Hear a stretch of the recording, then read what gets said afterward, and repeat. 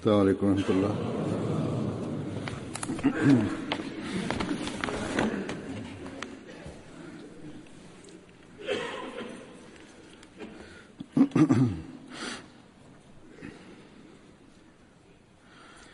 أشهد أن لا إله إلا الله وحده لا شريك له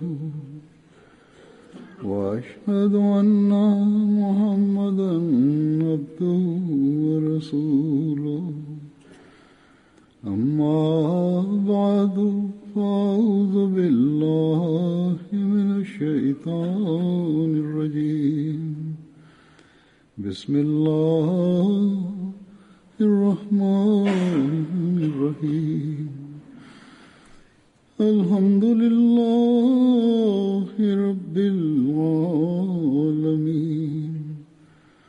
الرحمن الرحيم مالك يوم الدين إياك نعبد وإياك نستعين اهدنا الصراط المستقيم صراط الذين أنعمت عليهم غير المغضوب عليهم ولا الضالين.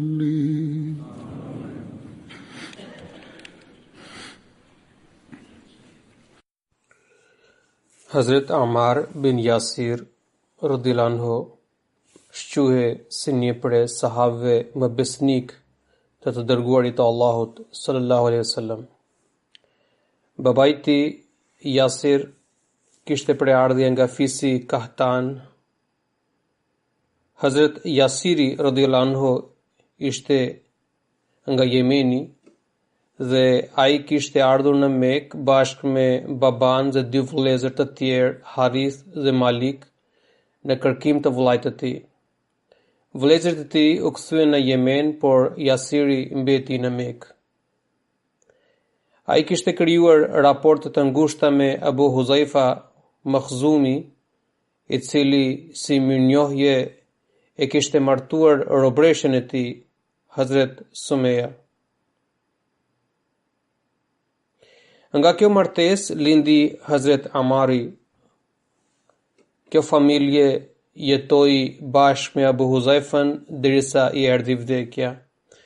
Me ardhin e Islamit, Hazret Yasiri radhiyallahu anhu, Hazret Sumeja dhe dy djemt të tjerë, Amari dhe Abdullahu u bën musliman.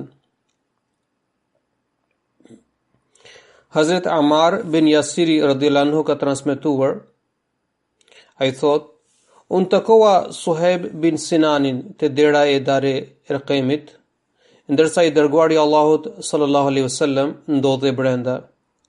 Unë e pyeta Suhejbin se përse kishte ardhur ai. Por edhe Suhejbi më ktheu të njëjtën pyetje. Unë i thash kam ardhur të takoj Muhamedin sallallahu alaihi wasallam dhe t'ia dëgjoj fjalët. Suhejbi më tha, pasha Zotin, edhe unë me këtë qëllim kam ardhur. Kështu ne të dy takuam të dërguarin e Allahut sallallahu alaihi wasallam. Ai na dha mesazhin e Islamit dhe ne i pranuam atë me njëherë. Ne qëndruam atje pra në Darë Arqam deri ndaj të ngrusur dhe derisa u ersua dhe pastaj dolëm fshehurazi. Kohën kur Hazret Amari radhiyallahu anhu dhe Hazret Suhejbi radhiyallahu anhu kishin pranuar Islamin, numri i muslimanëve kishte kaluar 30. Sipas një transmetimi të Sahih Buhariut, Hazret Ammar bin Yasiri radhiyallahu anhu ka thënë që ai kishte parë të dërguarin e Allahut sallallahu alaihi wasallam kur vetëm 5 sklever, 2 gra dhe Abu Bekri e kishin pranuar. Hazret Kalifi dytë radhiyallahu anhu ka shkruar këto fjalë për këtë sahab të shquar. Ai thot: Zoti mundësoi që në njëra anë njerëzit nga familjet më të shquara të Mekës i shërbyen Islamin. ndërsa në anën tjetër disa persona të thjeshtë dhe të varfër kryen detyrat madhore. Aliu, Hamzai, Omeri dhe Osmani, që të gjithë u përkisnin familjeve të shquara fisnike të Mekës, ndërsa krahas tyre Zedi, Bilali, Samura, Khubejbi, Suhebi, Amiri, Amari, Ebu Fuqeha konsideroheshin nga shtresa e ulët. Kështu shërbëtorët e Islamit u zgjodhen si nga shtresa e lartë, po ashtu nga ajo e ulët. Në një vend tjetër ai shkruan, Sumeja ishte sklavja e Abu Jehelit. Ai ushtronte dhunë dhe shtypje ndaj saj dhe detyronte të mohonte Islamin. Por ajo mbeti e palëkundur në këtë besim me një qëndresë të papërkullur. Një ditë Abu Jehli u tërbua aq shumë saqë e sulmoi Sumejen dhe i shpoi organin gjenital me shtizë, e cila ia përshkoi edhe barkun dhe ajo duke u përpolitur dha jetë. Amari, i cili ishte djali i Sumejas, gjithashtu ishte në shënjestër të mizorive. Ata e shtrinin në rër përvoluese dhe e torturonin rënd.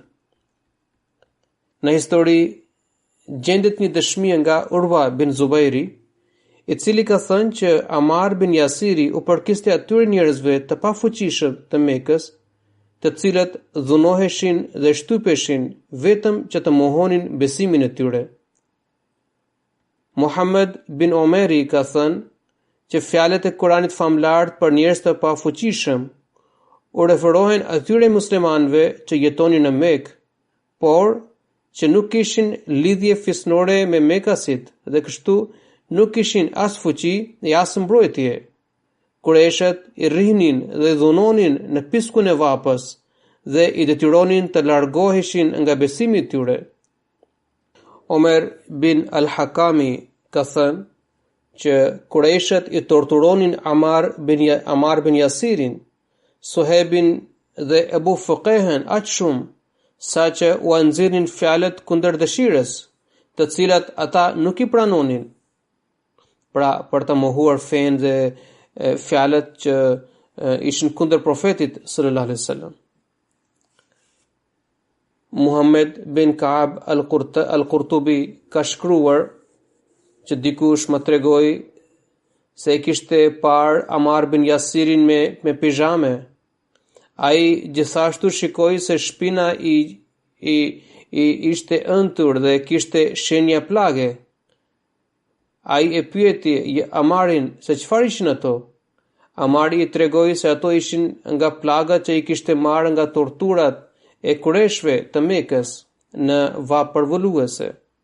Amr bin Maimun ka treguar që njëherë idhujtarët e Mekës e kishin djegur Amarin me zjarr, kur i dërguari Allahut sallallahu alaihi wasallam kaloi pranë tij, i përktheli flokët dhe tha: "Ya naru kuni bardan wa salaman ala Amarin kama kunta ala Ibrahim." O zjarr, bëhu i ftohtë dhe prehje për Amarin, ashtu siç ishe bërë për Ibrahimin. Osman bin Affani radhiyallahu anhu ka rëfyer se njëherë unë dhe i dërguari Allahut sallallahu alaihi wasallam kalonim nga lugina e Mekës. Profeti alayhis salam më kishte kapur për dorë. Ne shkuam te Amari dhe prindrit e tij, Yasiri dhe Sumeja. Ata heqnin sfilitje të rënda, vajtje të rënda nga dora e mosbesimtarve. Yasiri e pyeti profetin: "O i dërguari i Allahut, a do të vazhdoj kështu për gjithmonë?" Profeti sallallahu alaihi wasallam ju përgjigj: "Bëni sabër." Pastaj ai bëri këtë lutje: "Sabran ala Yasir, fa inna mu'idakumul janna." Bëje sabër o familje Yasir, Zoti ju ka përgatitur xhenet juve. Allah i madhrishëm kishte njoftuar të dërguarin e Allahut sallallahu alaihi wasallam se Zoti e kishte falur familjen e Yasirit për shkak të torturave dhe mundimeve që ata kishin hequr në rrugt të Zotit. Ka edhe transmetimet të ngjashme, në njërin prej tyre thuhet se i dërguari i Allahut sallallahu alaihi wasallam po kalonte pranë familjes së Amarit, teksa ata po torturoheshin, dhe ai u dha këtë myshdë: të gëzoni sepse Zoti ju ka premtuar xhenetin. Abdullah bin Masudi radhiyallahu anhu ka transmetuar që të parët që pranuan Islamin ishin 7 persona. I dërguari i Allahut sallallahu alaihi wasallam, Hazret Abu Bekri, Hazret Amari, nana e tij Hazret Sumayya, Hazret Suhebi, Hazret Bilali dhe Hazret Miqdad radhiyallahu anhu.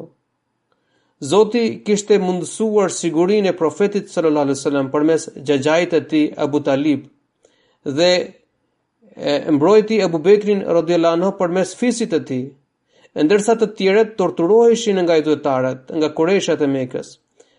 Ata u vinin parzmore të rënda prej hekuri dhe i linin për të djegur dhe për të përvoluar në piskun e vapës.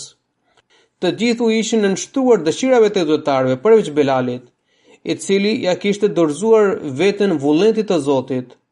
Qurayshat e qortonin dhe e torturonin për shkak të ngjyrës. Më pas u alinin në dorë disa qapkëndve që i binin në qafë duke tërhequr zvarr në rrugicat e Mekës. Bilali duronte çdo mundim dhe përgjigje duke thënë Ahad, Ahad, Zoti i vetëm, Zoti i vetëm. Këto transmetime që tregojnë numrin e muslimanëve të parë mund të mos jenë të sakta, sepse në hadithin e mësipërm kur Amari kishte pranuar Islamin, numri i muslimanëve është treguar rreth 30, ndërsa ndoshta këta 7 persona ishin më të ekspozuar dhe në shënjestër të persekutimit.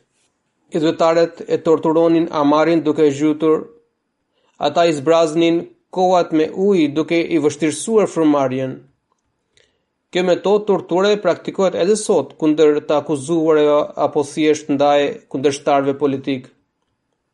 Sipas një transmetimi, një herë i dërguari i Allahut sallallahu alaihi wasallam kalonte pranë Amarit, teksa ai qante me dënes.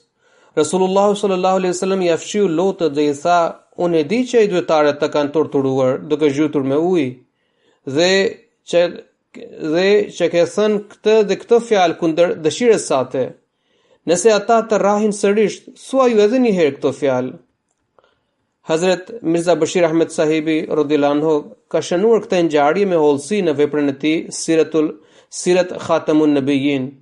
Ai u është referuar edhe transmetimeve të tjera. Ai shkruan: Fisi Benu Mekhzum e mundonte të torturonte Amarin, baban e tij Yasir dhe nënën Sumayyen, aq shumë saqë vetëm duke mësuar vajtjen e tyre të shkojnë të dridhurat në trup. Njëherë ky grup i vogël i muslimanëve besnik duronin tortura të tilla kur i dërguari i Allahut sallallahu alaihi wasallam rastësisht kaloi pranë tyre. Ai shikoi gjendjen e tyre dhe me një zë mallëngjuese u tha: "Sabran ala Yasir, fa inna mu'idakumul janna." Bëj sabër o familja Yasir, Zoti si shpërblim për këto vajtje ju ka përgatitur xhenet. Yasiri ndroi jetë duke hequr këto mundime torturuese, ndërsa Abu Jehli me shpirt mizor e sulmoi Sumayyen e moshuar në kofshën e saj me një shtizë e cila ia përshkoi barkun dhe doli nga organi gjenital. Kjo grua e pafajshme në këtë mënyrë dha jetë duke u përpolitur. Tashmë kishte mbetur vetëm djali i tyre, Amari.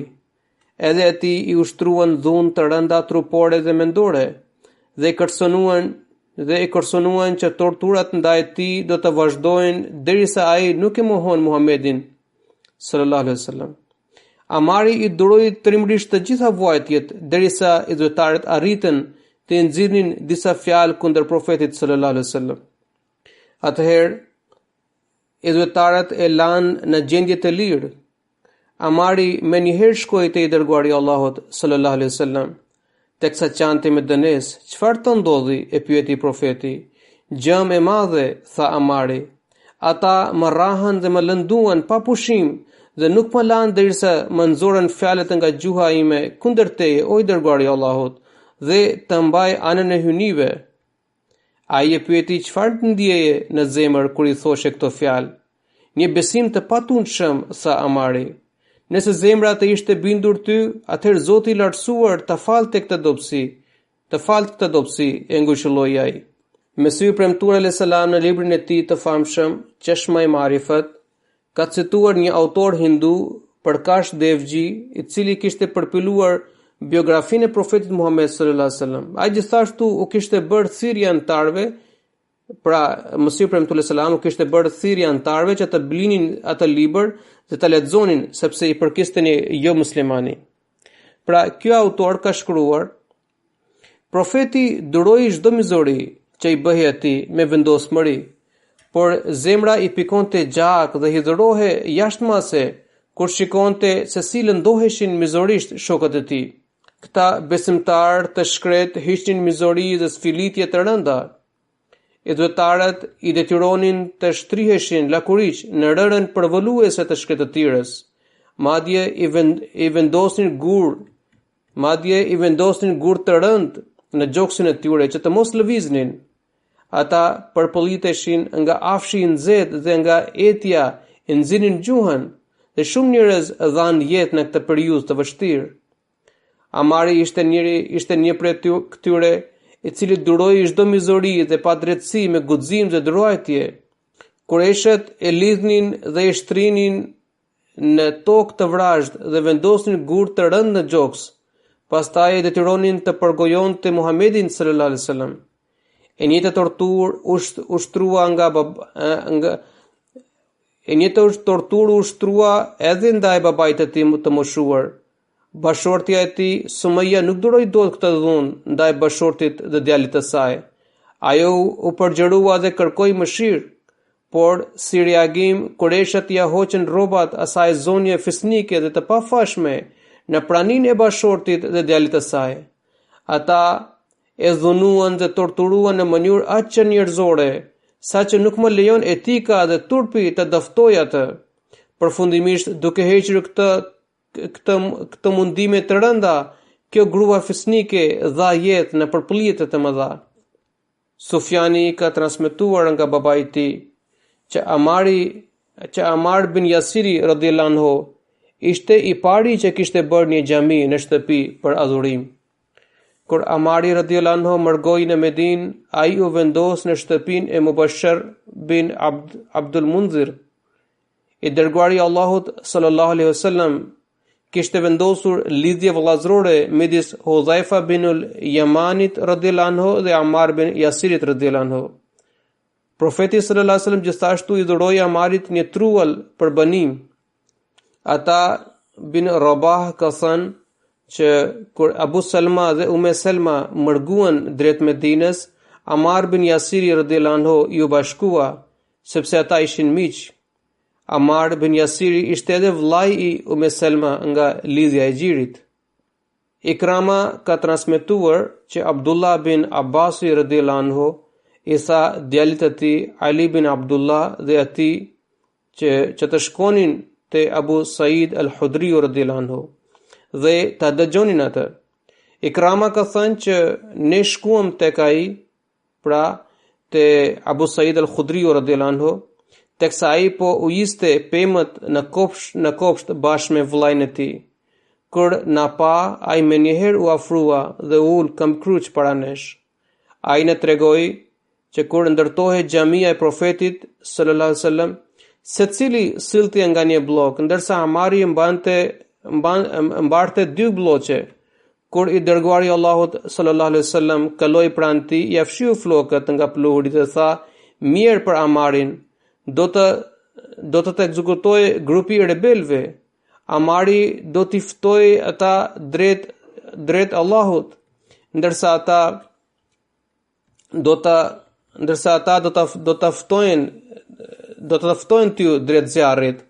Amari radhiyallahu anhu shpesh bënte këtë lutje: "O Allah, të kërkoj mbrojtje nga të gjitha ngatresat." Abdullah bin Hazili radhiyallahu anhu refen se kur I dërguari Allahut sallallahu alaihi wasallam nisi ndërtimin e xhamisë në Medinë, të gjithë muslimanët filluan transportimin e gurve. Profeti sallallahu alaihi wasallam dhe Amari gjithashtu mbartnin gur. Amari punonte dhe këndonte ne jemi musliman, ne ndërtojmë xhami, ndërsa profeti sallallahu alaihi wasallam përsëriste këto fjalë pas tij. Amari sapo kishte kaluar periudhën e sëmundjes, prandaj duke parë se si merre me punë të rënda, disa thoshin se mos val vdes ai nga mundimet të tepërta fizike, sepse ai sapo e kishte kaluar sëmundjen. Kur I dërguari Allahut sallallahu alaihi wasallam dëgjoi këto fjalë, ai I mori bloqet nga Amari dhe I porositi të pushonte. Pra, kjo tregon që edhe në pamundësi fizike, ai nuk donte të humbte një mundësi për t'u shërbyer Allahut. Ummi Salma radhiyallahu anha ka transmetuar se I dërguari Allahut sallallahu alaihi wasallam kishte thënë që Amari do të vritet nga rebelët. Amar bin Yasiri radhiyallahu anhu e shoqëroi të dërguarin e Allahut sallallahu alaihi wasallam në të gjitha betejat, si në betejën e Bedrit, Uhudit dhe Handekut. Ai mori pjesë edhe në beslidhjen e Ridwanit. Kjo beslidhje ishte zhvilluar në kohën e marrëveshjes së Hudaybiyes. E dërguari Allahut sallallahu alaihi wasallam kishte dërguar Usmanin radhiyallahu anhu si përfaqësues për të negociuar nga ana e muslimanëve. Negociatat u zgjatën dhe jo muslimanët e ndaluan Osmanin për më shumë kohë. Ndërkohë u përhap gjithande që mosbesimtarët e kishin vrarë Osmanin. I dërguari Allahut sallallahu alaihi wasallam me njëherë I mblodhi gjithë muslimanët poshtë një peme të akacies dhe ai u kërkoi të betoheshin që asnjëri nga muslimanët nuk do të largohet nga fushbeteja dhe do të luftojë deri në frymën e fundit, por nuk do të tërhiqet. Sahabët ishin mbushur me besim dhe binin mbi njëri tjetrin për të betuar. Teksa po merrte betimin, I dërguari Allahut sallallahu alaihi wasallam vuri dorën e tij të majt mbi dorën e djathtë dhe tha që kjo është dora e Osmanit, sepse po të ishte I pranishëm, kur nuk do të tregonte dobësi. Sidoqoftë, më vonë u mësua që ky lajm nuk ishte I vërtet dhe Osmani radhiyallahu anhu u kthye mirë dhe shëndosh në kampin e muslimanëve. Hazret Hakam bin Utayba radhiyallahu anhu ka transmetuar që I dërguari Allahut sallallahu alaihi wasallam kishte mbritur në Medinë në pasdite. Amari radhiyallahu anhu sugjeroi që duhet të bëjnë një vend ku I dërguari Allahut sallallahu alaihi wasallam mund të pushonte në hije dhe të falte namazin. Kështu Amari radhiyallahu anhu mblodhi disa gur dhe hodhi themelet për xhamin Quba. Kjo ishte xhamia e parë që u ndërtua dhe gurthemelin e saj I hodhi vet Amari radhiyallahu anhu. Amari radhiyallahu anhu shquhe për trimërinë e tij. Ibn Omeri radhiyallahu anhu ka thënë që ai e kishte parë Amarin radhiyallahu anhu në betejën e Yamamas. Ai ishte ngjitur në një shkëmbë dhe u bënte thirrje muslimanëve: "O grupi muslimanëve, pse po largoheni nga xheneti? Ejani drejt meje, un jam Amari, djali I Yasirit." Ibn Omeri rëfen se un e vështroja Amarin, kurse I ishte prer lapa e veshit, pra duke luftuar, ndërsa Amari vazhdonte të luftonte pa pushim. Tariq bin Shahabi ka thënë që njëherë dikush nga fisi Benu Temim e shau Amarin duke I vënë nofkën vesh cur, pra si vesh prer. Amari ju kundërpërgjigj dhe tha: "Ti ke fyer veshin tim më të mirë. Pra, si mund të fyet ai vesh që u pre në rrugt të Zotit?" Khalid bin Walidi radhiyallahu anhu ka thënë që njëherë po bisedoja me Amarin dhe gjatë bisedës I thash disa fjalë të rënda dhe të pahishme. Amar bin Yasiri radhiyallahu anhu shkoi te profeti sallallahu alaihi wasallam dhe që t'i ankohej. Unë gjithashtu shkova atje, teksa po tregonte të dërguarin e Allahut sallallahu alaihi wasallam se si ishte lënduar, unë sërish veprova keq. Profeti a.s. po në dëgjonte me qetësi dhe nuk thoshte asnjë fjalë. Amari radhiyallahu anhu nuk u përmbajt dot dhe me lot në sy i tha: "O i dërguari i Allahut, a nuk po shikoni sjelljen e Halitit?" Profeti a.s. ngriti kokën dhe tha: "Ai që bëhet armik me Amarin futet në armiqësi me Allahun. Ai që e mban inat Amarin, Allahu inatoset me të." Halid bin Walidi radhiyallahu anhu ka thënë: "Kur dëgjova këto fjalë, mu trondit shpirti. Në atë qast, gjëja më e shtrenjtë për mua ishte që Amari të pajtohej me mua. Kështu shkova tek Amari dhe i kërkova falje." Këtë ngjarje e ka transmetuar edhe Eshteri. Ai tregon: "Kam dëgjuar Halid bin Walidin duke treguar që i dërguari i Allahut sallallahu alaihi wasallam më dërgoi në një ekspedit ushtarake. Amar bin Yasiri ishte gjithashtu me mua. Gjatë këtij operacioni takuam një popull dhe një familje tregoi rreth Islamit. Amari radhiyallahu anhu gjithashtu tregoi se ata ishin monoteist, por unë nuk u kushtova vëmendje asaj familje. Unë usolla me të në të njëjtën mënyrë siç po sillesha me të tjerët. Amari radhiyallahu anhu më paralajmëroi se do t'i ankohej profetit për këtë sjellje. Ai takoi të dërguarin e Allahut sallallahu alaihi wasallam dhe i arrëfeu këtë ngjarje. Megjithatë, Amari kuptoi që profeti sallallahu alaihi wasallam nuk po i përkrahte, derisa ai nuk kishte thënë asnjë fjalë. Amari u kthye me sy të përlotur. Halidi tregoi që i dërguari i Allahut sallallahu alaihi wasallam më thiri mua dhe tha: "O Halid, mos e mërzit Amarin, sepse ai që qorton Amarin do të pasojë ndëshkim prej Allahut, dhe ai që zemrohet me Amarin, Allah zemrohet me të. Ai që e quan Amarin mendje lehtë, Allahu ja kthen këtë fjalë atij."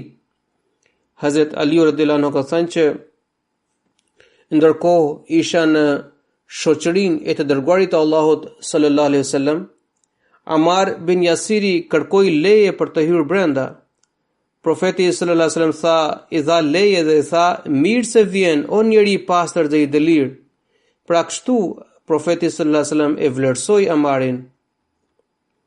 Hazrat Aisha radhiyallahu anha ka transmetuar që i dërguari i Allahut sallallahu alaihi wasallam ka thënë: "Nëse i jepet mundësi Amarit për të zgjedhur njërin prej dy çështjeve, ai gjithmonë anohet nga urtësia dhe udhëzimi."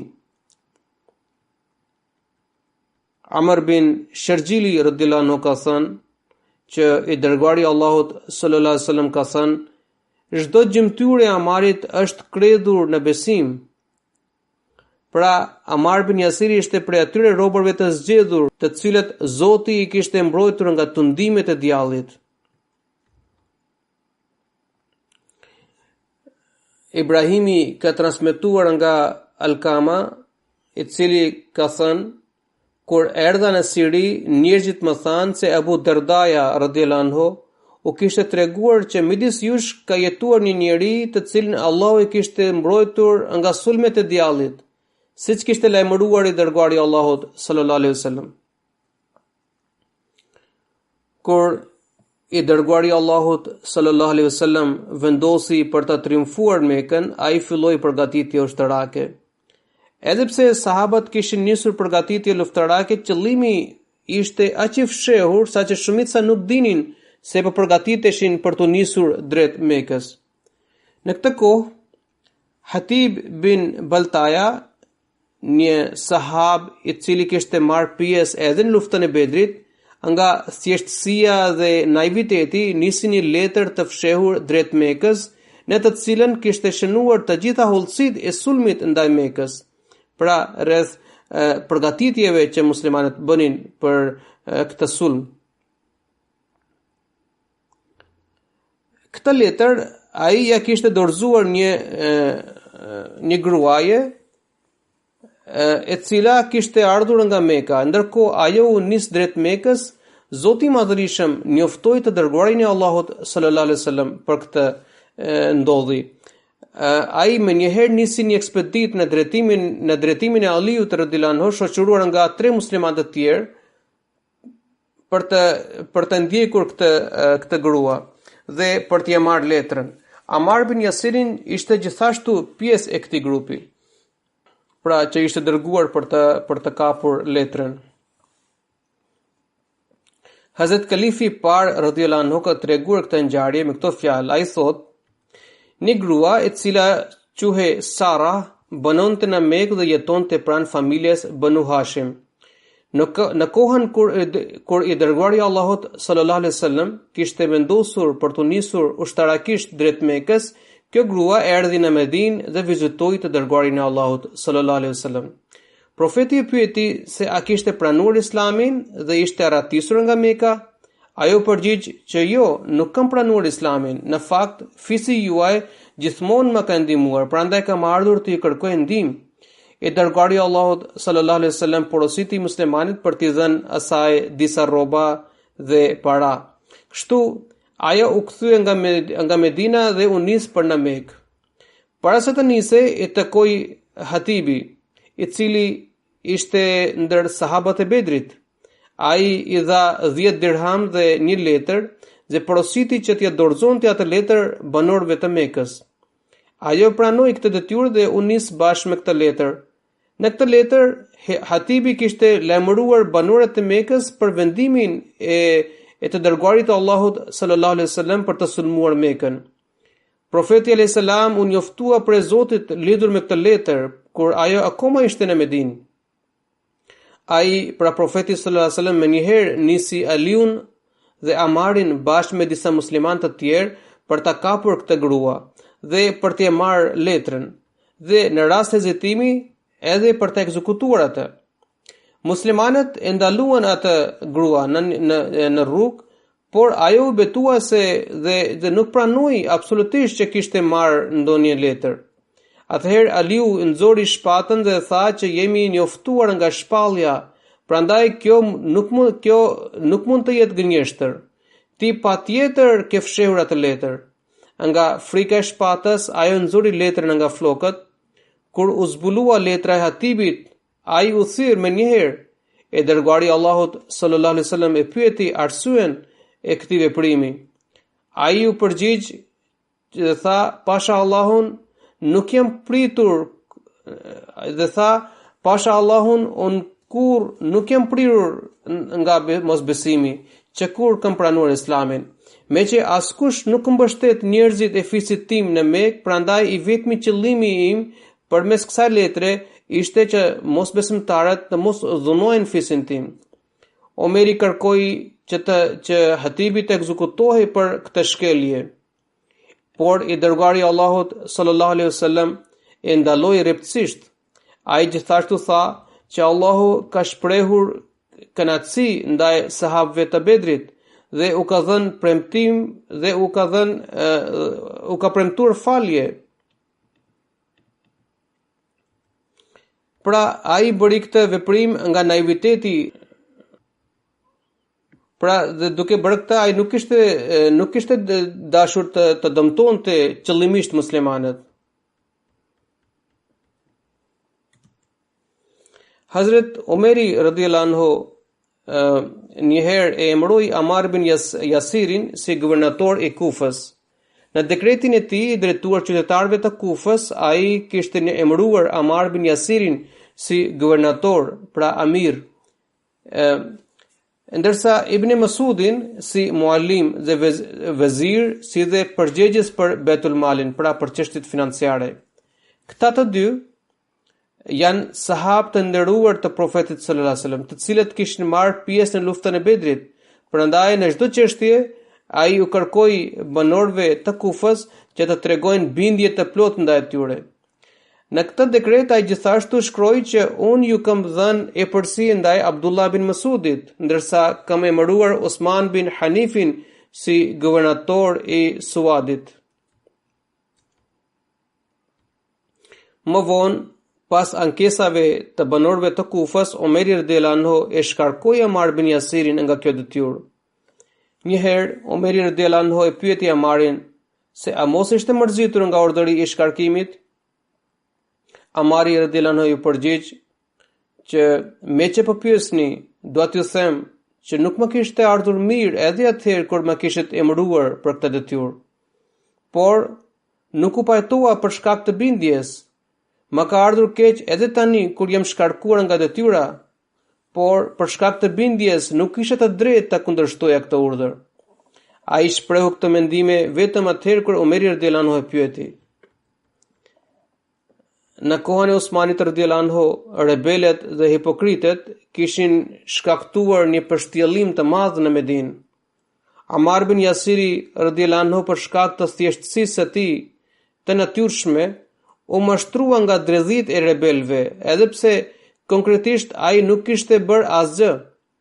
Hazrat Kalifi II radhiyallahu anhu ka përshkruar këtë pjesë të historisë islame me këto fjalë. Ai shkruan: nga qyteti i Medinës vetëm 3 persona i mbështesnin rebelët. I pari ishte Muhammad bin Abu Bekri, djali i Abu Bekrit. Sipas historianëve, me që njerëzit e respektonin për shkak të babait të tij, ai filloi të mendonte gjoja gëzonte një status në shoqëri. Për ndryshe ai nuk shquhe as në rendin shoqëror dhe as nuk kishte përfituar nga shoqërimi me të dërguarin e Allahut sallallahu alaihi wasallam. Madje edhe më vonë nuk ishte theluar në detyrin fetare. Ai ishte lindur në kohën e Haxhit të Lamtumirës dhe ishte akoma një foshnjë kur i dërguari i Allahut sallallahu alaihi wasallam ndroi jetë. Ishte vetëm 4 vjeç kur babai i tij, Abu Bekri radhiyallahu anhu, u nda nga jeta. Prandaj mbeti i privuar nga edukimi i këtij njeriu të pashembullt.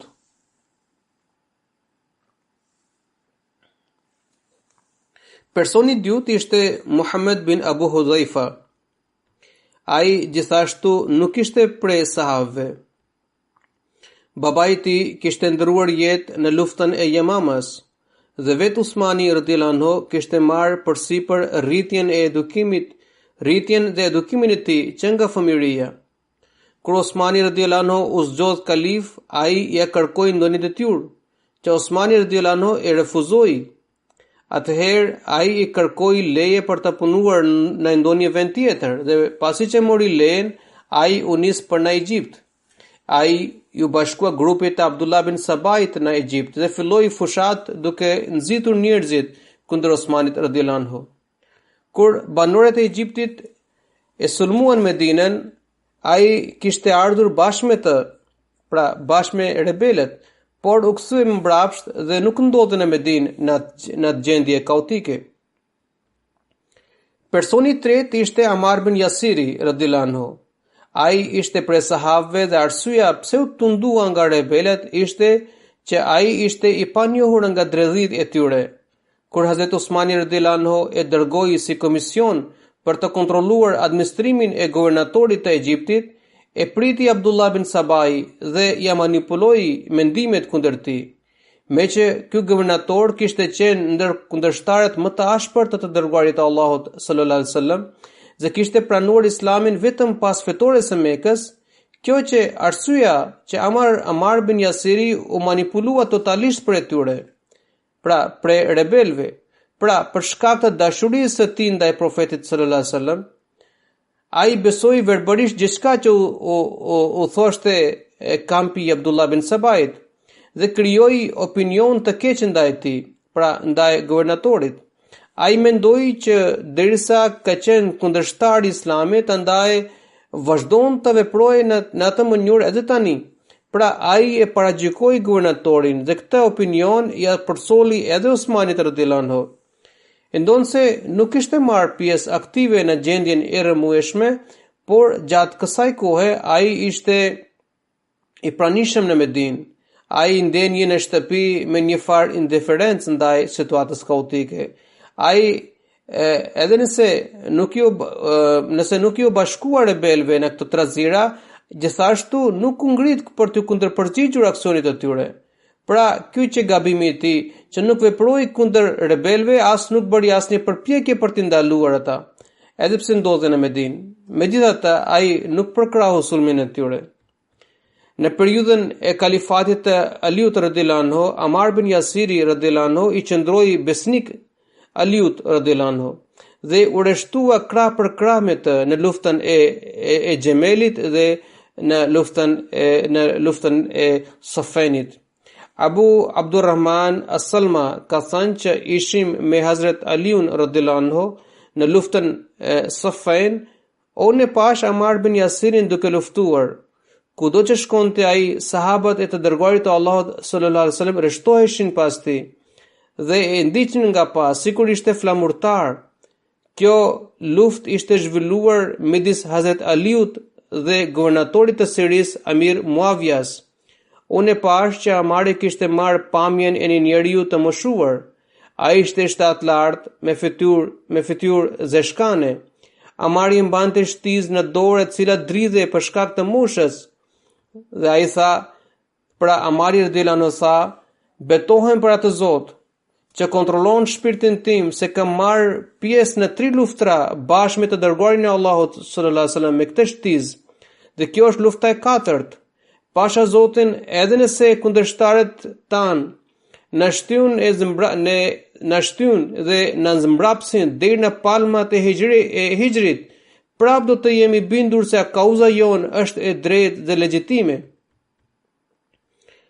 Abul Bakhtari ka thënë që në luftën e Safenit, Amar bin Yasiri radhiyallahu anhu kërkoi qumësht për të pirë dhe tha që i dërguari i Allahut sallallahu alaihi wasallam i kishte thënë që qumështi do të jetë pija ime e fundit në këtë jetë. Pra, pija e fundit që do të kem do të jetë qumështi. Ai e piu dhe pastaj u ngrit për të luftuar dhe ra dëshmor. Sipas një transmetimi tjetër, kur ju servir qumështi, ai buzëqeshi dhe tha, e dërguari i Allahut sallallahu alaihi wasallam më kishte thënë që pija e fundit që do të kem në këtë botë do të jetë qumështi. Pra ishte i lumtur se do të martirizohej atë ditë. Atë ditë Amar bin Yasiri gjithashtu tha, parajsa gjendet nën hijen e shkëlqimit të shpatave. Jeturi do të arrijë burimin. Sot do të bashkohem me të dashurit e mi. Sot do të takoj Muhammedin sallallahu alaihi wasallam dhe grupin e tij. Abdurrahman bin al-Abzi ka transmetuar nga babai i tij që duke shkuar drejt Safenit pranë bregut të lumit Furat, Amar bin Yasiri tha këto fjalë. Ai tha, o Allah, nëse do të dija se të pëlqen të hidhem nga kjo kodër, unë do të isha hidhur. Nëse do të dija që mund të fitoja pëlqimin tënd duke u hedhur në zjarr, do të kisha bërë këtë pas një ngurrim. O Allah, nëse do të dija që ti dëshiron të mbytem në këtë lum, unë sërish do të bëja me kënaqësi. Unë po marr pjesë në këtë luftë vetëm për pëlqimin tënd. Dua që të mos dështoj, dhe synoj vetëm kënaqësinë tënde. Hazrat Amari radhiyallahu anhu martirizua nga Abu Wadia Mezni, i cili e kishte rrëzuar atë duke e goditur me shtizë. Pastaj një person tjetër e sulmoi atë dhe i apreu kokën. Këta dy ziheshin me njëri tjetrin lidhur me autorsinë e vrasjes. Kështu shkuan te Muavija dhe secili pretendonte se ishte vrasësi i tij. Amr bin Asi radhiyallahu anhu, që ishte një ndër sahabët e Profetit sallallahu alaihi wasallam dhe në atë kohë për shkak të disa mosmarrveshjeve ishte bashkuar Muavijas. Megjithatë, dëshmia e tij e sinqert tregon se ai ishte i drejtë. Amr bin Asi radhiyallahu anhu u shpreh dhe tha, pasha Allahun, këta dy po zihen për dënimin e zjarrit. Hazrat Muavija radhiyallahu anhu ja dëgjoi fjalët. Kur u larguan ata, Muavija i tha Amr bin Asit, nuk kam parë ashtu siç ke thënë ti.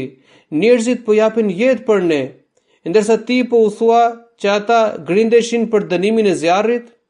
Amr bin Asi radhiyallahu anhu i përgjigj, pasha Allahun, edhe ju e dini që kjo është e vërtetë. Pasha Allahun, do të kisha dashur të vdisja 20 vjet përpara dhe jo të shikoja këtë kohë kur ne po zihemi me njëri tjetrin. Hazrat Amar bin Yasiri radhiyallahu anhu u martirizua në luftën e Safainit në vitin 37 pas Hijretit, në moshën 94 vjeçare, në periudhën e kalifatit të Aliut radhiyallahu anhu. Yahya bin Abisi radhiyallahu anhu ka thënë që kur po martirizohej Amr bin Yasiri, ai la amanet që të varrosin ato rroba që i kishte veshur. Hazrat Aliu radhiyallahu anhu respektoi dëshirën e tij. Abu Ishaku ka thënë që Hazrat Aliu radhiyallahu anhu udhëzoqi namazin e xhenazes për Amr bin Yasirin dhe Hashim bin Utban. Në xhenaze ai vendosi trupin e Amarit pranë tij, ndërsa të Hashimit pas atij. Pra i tillë ishte shembulli i sahabëve që mbrojtën, luftuan dhe dhanë jetë për të vërtetën. Allahu u lartësoft gradat shpirtërore. Ka edhe disa ngjarje dhe rrëfime të tjera të cilat do të përmend herën tjetër, inshallah.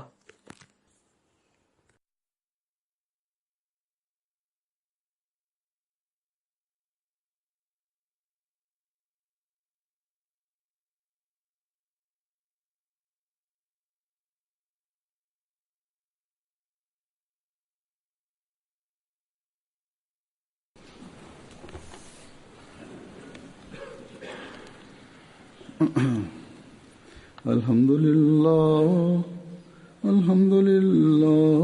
nahmaduhu wa nasta'inuhu wa nastaghfiruhu wa nu'minu bihi wa natawakkalu alayhi wa na'udhu billahi min shururi anfusina wa min sayyiati a'malina. من يهده الله فلا مضل له ومن يضلل فلا هادي له ونشهد أن لا إله إلا الله ونشهد أن محمدا عبده ورسوله. عباد الله رحمكم الله إن الله يأمر بالعدل والإحسان وإيتاء ذي القربى وينهى عن الفحشاء والمنكر والبغي يعظكم لعلكم تذكرون. اذكروا الله يذكركم وادعوه يستجب لكم ولذكر الله أكبر.